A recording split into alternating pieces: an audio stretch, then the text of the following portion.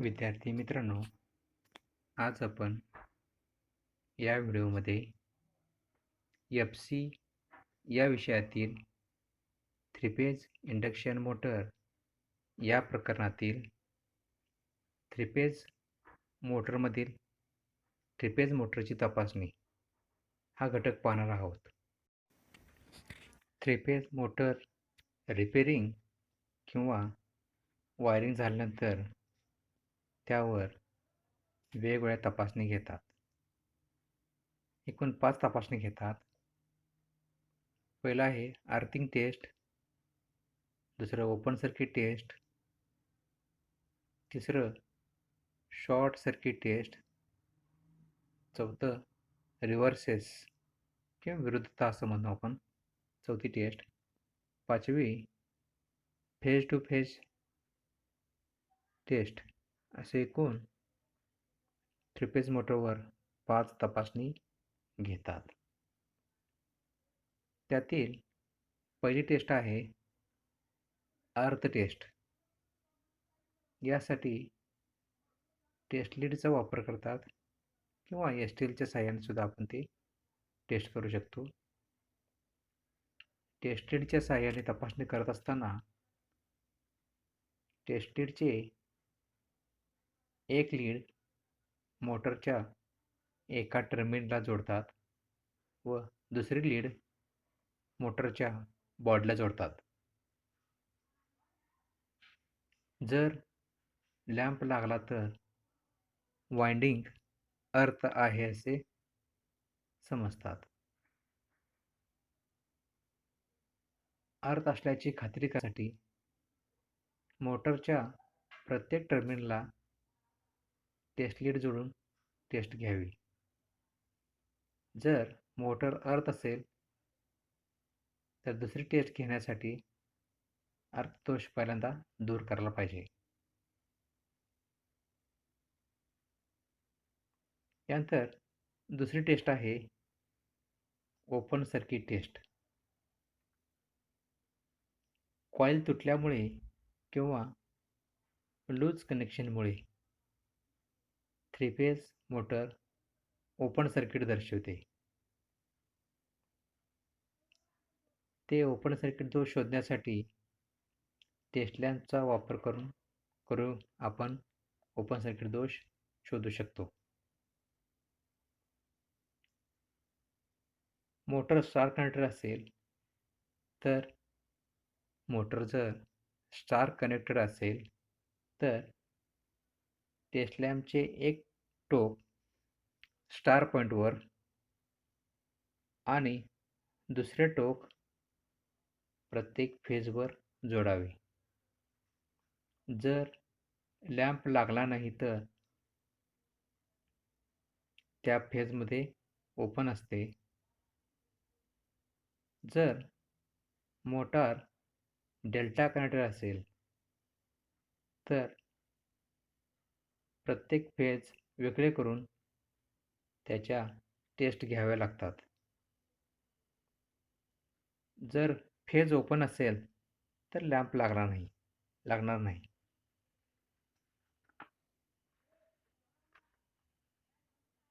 Open फेजची माहिती झाल्यानंतर open असलेले कॉईल शोधता येते.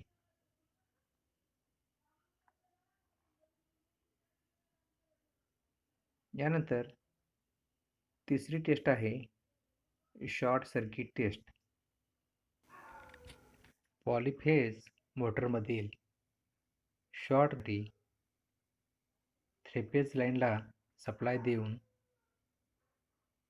प्रत्येक फेजमधील करंट ॲमीटरच्या साहाय्याने मोजला जातो. यामध्ये जर एखाद्या लाईनमधील करंट जास्त असेल तर ती लाईन शॉर्ट आहे असे समजावे. ही टेस्ट घेताना मोटर चालू असली पाहिजे. अशा प्रकारे ही तिसरी शॉर्ट सर्किट टेस्ट. चौथे आहे रिव्हर्सेस किंवा त्यालाच विरुद्धता टेस्ट असे म्हणतात. जर कॉईल, गट किंवा फेज यांचे व्यवस्थित कनेक्शन केले नसेल तर विरुद्ध ध्रुवता हा दोष आढळतो. हा दोष टेक्निशियनच्या नजरचुकीने किंवा तो अप्रशिक्षित असेल तरच होत असतो. यानंतर 5वी टेस्ट आहे फेज टू फेज दोष तपासणी. 3 फेज स्क्विरल केज मोटरमध्ये येणाऱ्या फेज टू फेज फॉल्टची तपासणी STL म्हणजेच सिरीज टेस्ट लॅम्पच्या साहाय्याने घेतली जाते. यासाठी चे कनेक्शन वेगळे केले जाते.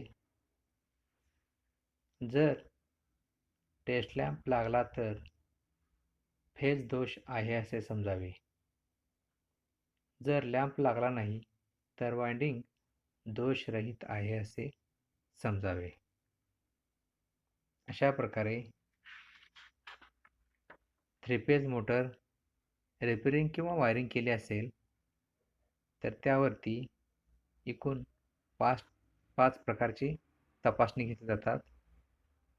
पहिली अर्थिंग टेस्ट, दुसरी ओपन सर्किट टेस्ट, तिसरी शॉर्ट सर्किट टेस्ट, चौथी रिव्हर्सेस किंवा विरुद्धता तपासणी टेस्ट, 5वी फेज टू फेज तपासणी. यानंतर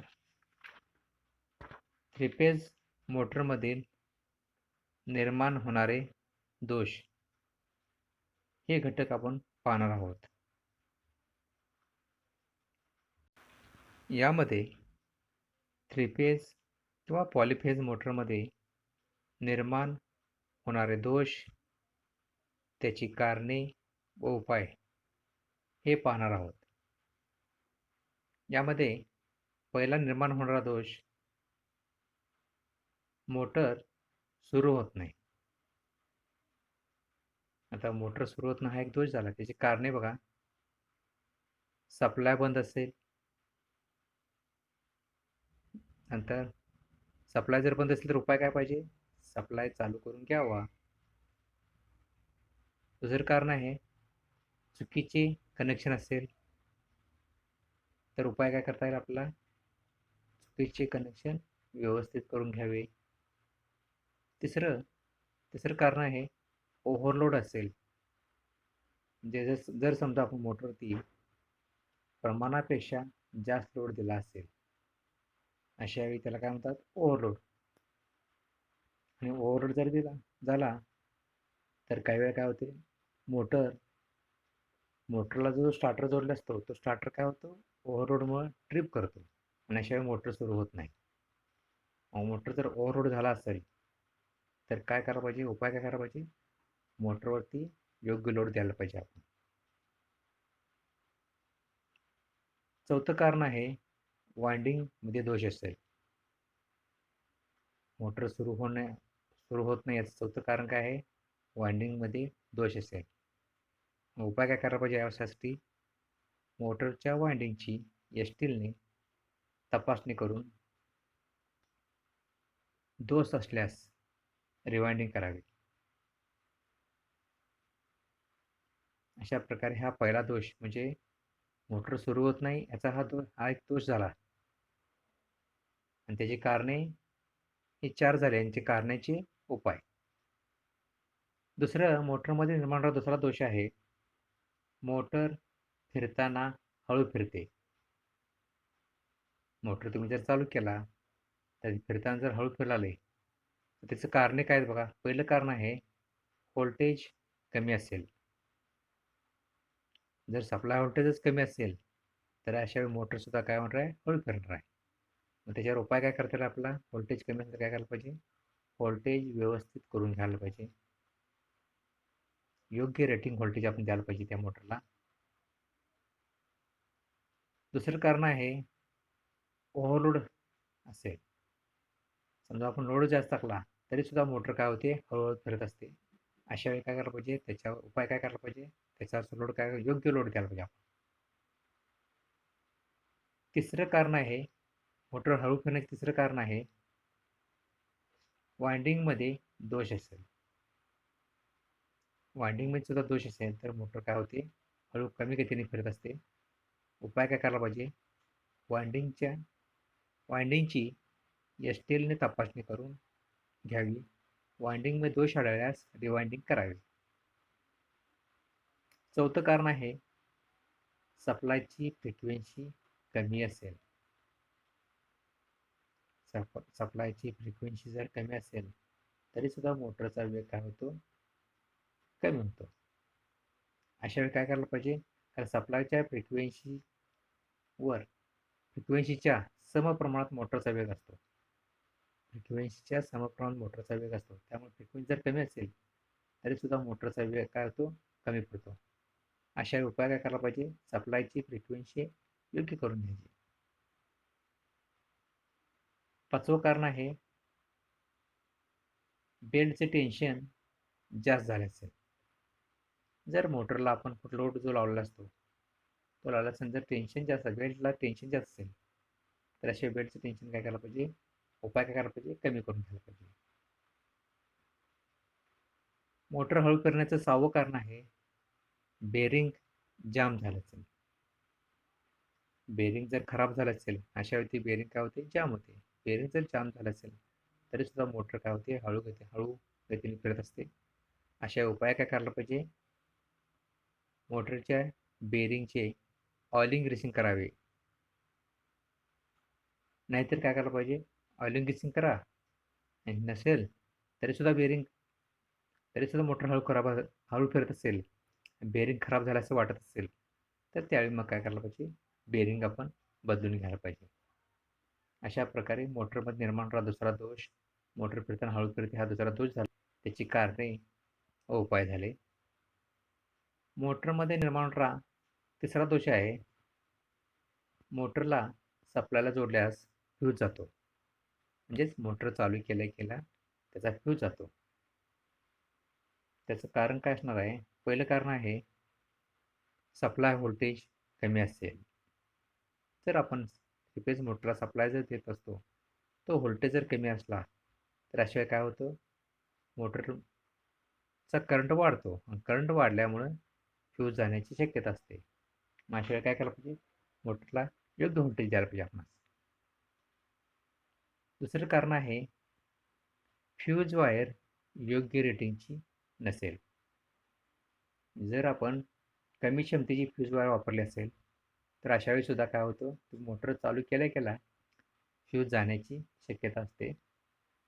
तर उपाय काय करायला पाहिजे आपणास, योग्य क्षमतेची योग्य रेटिंगची फ्यूज वायर वापरायला पाहिजे. फ्यूज जाण्याचं तिसरं कारण आहे, लोड जास्त झाला असेल. जर आपण मोटरवरती लोड जास्त झाला तर ओव्हरलोडमुळे सुद्धा फ्यूज जाऊ शकतो. अशा वेळी उपाय काय करायला पाहिजे, मोटरचा लोड कमी म्हणजे योग्य प्रकारे मोटरवरती लोड द्यायला पाहिजे. चौथं कारण आहे, वाइंडिंगमध्ये शॉर्ट सर्किट दोष असेल. आता वाइंडिंग जरी शॉर्ट, मग वाइंडिंगमध्ये स्टेटर वाइंडिंग किंवा रोटर वाइंडिंग या दोन्हीमध्ये कोणतंही वाइंडिंग जरी शॉर्ट झालं असेल तर अशा वेळी काय होते, मोटरचा करंट वाढून फ्यूज जाण्याची शक्यता असते. अशा उपाय काय करायला पाहिजे, मोटरच्या वाइंडिंगची तपासणी करून शॉर्ट दोष असेल तर रिवाइंडिंग करावे. 5वं कारण आहे, चुकीचे कनेक्शन किंवा फेज सिक्वेन्स चुकला असेल तरी सुद्धा फ्यूज जाऊ शकतो. त्याच्यावर उपाय काय, कनेक्शन योग्य करून घ्यावे. अशा प्रकारे मोटरमध्ये निर्माण होणारा तिसरा दोष, मोटर म्हणजे कुठला दोष आहे तिसरा, मोटर सप्लाय जोडल्यास फ्यूज जातो, त्याची कारणे व उपाय झाले. चौथा दोष, मोटर फिरताना खूप गरम होते. तर मोटर चालू केला, फिरते आणि फिरत असताना खूप गरम होते. हा एक दोष निर्माण होऊ शकतो. याचं कारण काय आहे?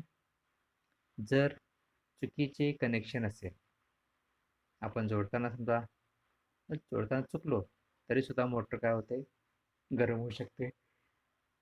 उपाय काय करायला पाहिजे? योग्य कनेक्शन करून घ्यायला पाहिजे.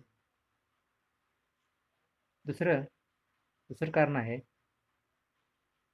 मोटरला व्होल्टेज खूप कमी मिळालं असेल. मोटरला व्होल्टेज खूप कमी दिले असेल आपण, तर अशा वेळी सुद्धा मोटर गरम होत असते. त्याच्यावर उपाय काय? मोटरला योग्य सप्लाय व्होल्टेज द्यायला पाहिजे. तिसरं आहे, मोटर गरम होण्याचं तिसरं कारण आहे, व्हेंटिलेशनमध्ये कचरा अडकला असेल. व्हेंटिलेशन मोटरला बॉडला व्हेंटिलेशन असतं, त्याच्यामध्ये कुठेतरी कचरा अडकला असेल. ते जर समजा झाकले गेले असतील, बुजले असतील, तर अशा वेळी काय होते? त्यामध्ये कचरा अडकला असेल तर अशा वेळी काय मोटर गरम होत असते. तर उपाय काय करायला आपला? व्हेंटिलेशनमधील कचरा हा साफ करायला पाहिजे. ते उघडे असायला पाहिजे, जेणेकरून आत हवा काय पाहिजे? जायला पाहिजे. चौथं कारण आहे, मोटर गरम होण्याचं चौथं कारण आहे, बेरिंग ढिले असेल किंवा खराब असेल. बेरिंग जर ढिले असेल किंवा खराब असेल तरी सुद्धा मोटर काय होते? आपली गरम होत असते. अशा वेळी बेरिंग अगदी फिरता असायला पाहिजे, व्यवस्थित करून घ्यायचं बेरिंग. आणि त्याचबरोबर समजा काही कारणानं जर बेरिंग खराब झालं असेल तर बेरिंगचं ऑइलिंग ग्रीसिंग करून घ्यायचं. तरीसुद्धा बेरिंग गेजी फिरत नसेल, अशा वेळी काय करायला पाहिजे? बेरिंग बदलायला पाहिजे. अशा प्रकारे हा चौथा दोष, मोटर फिरताना गरम होते आणि त्याची कारणे उपाय झाले. मोटरमध्ये निर्माण होणारा पाचवा दोष आहे, मोटर फिरताना हमिंग आवाज येतो, हमिंग साऊंड करतो. आता मोटर फिरत असताना कुठलीही मोटर जर घेतलं, थोडा आवाज येत असतो, पण रेग्युलर आवाजपेक्षा जर वेगळा आवाज येत असेल, हमिंग आवाज येत असेल, तर अशा वेळी तो एक दोष समजला जातो. तर हे कशामुळे होत असते? याचं कारण काय आहे? पहिलं कारण आहे, कनेक्शन चुकीचे असेल किंवा फेज सिक्वेन्स चुकला असेल. अशा वेळी मोटर काय होते? हमिंग किंवा आवाज येत असतो. तर उपाय काय करायला पाहिजे असल्या वेळी? मग चुकीचे कनेक्शन व्यवस्थित करून घ्यायला पाहिजे, फेज सिक्वेन्स व्यवस्थित करून घ्यायला पाहिजे. दुसरं कारण आहे, स्टार्टरच्या कॉन्टॅक्ट्सवर धूळ जमा झाला असेल. मोटर चालू करण्यासाठी आपण स्टार्टर वापरत असतो. स्टार्टरचे जे कॉन्टॅक्ट पट्टे असतात, ह्याच्यावरती कार्बन असेल, धूळ जरी साचला असेल, तर अशा वेळी सुद्धा काय होतं? मोटर फिरत असताना हमिंग येत असतो, कारण मोटरला व्यवस्थित सप्लाय मिळत नसतो आणि त्यामुळं काय होत असतो? हमिंग आवाज येत असतो. अशा वेळी उपाय काय करायला पाहिजे आपल्याला? स्टार्टरचे कॉन्टॅक्ट्स पॉलिश पेपरनं घासून स्वच्छ करावेत. हा असा प्रकार पाचवा दोष झाला, त्याची कारणे उपाय झाले. सहावा दोष आहे, मोटर फिरताना खूप वेगाने आवाज होतो. मोटर चालू केल्यानंतर ते फिरत असताना अगदी मोठा आवाज होत असतो. ह्याचं कारण काय? मोटरचे चुकीचे अलाइनमेंट असेल. उपाय काय याचा? अलाइनमेंट व्यवस्थित करून घ्यायला पाहिजे. दुसरं कारण आहे, फॅन ढिला किंवा बेरिंग ढिल्या असतील तरीसुद्धा मोठा आवाज होत असतो. अशावेळी फॅन किंवा बेरिंग किंवा तत्सम काही साहित्य असेल, ते लूज असेल, ते टाईट करून घ्यावे, घट्ट करून घ्यावे. तिसरं कारण आहे, शाफ्ट वाकला असेल, म्हणजेच बेंडर असेल शाफ्टला बेंड जरी आला तरी मोटर फिरत असताना मोठा आवाज होत असतो. अशावेळी शाफ्टचा बेंड किंवा त्या शाफ्टचा अलाइनमेंट ही व्यवस्थित करून घ्यायला पाहिजे. विद्यार्थी मित्रांनो, आज आपण या व्हिडिओमध्ये 3 फेज मोटरची घ्यावयाची तपासणी आणि 3 फेज मोटरमध्ये निर्माण होणारे सामान्य दोष, त्याची कारणे व उपाय हे आज पाहिलो. यातील महत्त्वाचे मुद्दे तुम्ही नोट्सवहीत लिहून घ्या. धन्यवाद.